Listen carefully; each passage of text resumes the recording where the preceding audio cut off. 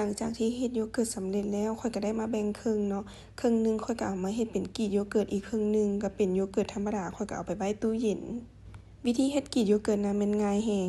บ่ได้ยุ่งยากหยังเลยสำคัญแม่นมัดผ่าปากให้แน่นเนาะเพื่อให้น้ำมันไหลออกแล้วก็ปาไว้คืนพอตอนเช้าเฮาก็เอาออกมามันจะมีน้ำใสๆเหลืองๆแบบนี้เลยอันนี้นะบ่ต้องเอาไปทิ่มเลยน้ำมันเพราะว่าน้ำนี่นะเป็นจุลินทรีย์ที่ดีการที่มีน้ำออกมาจังซี่ก็คือการเฮาไปบ่มมัน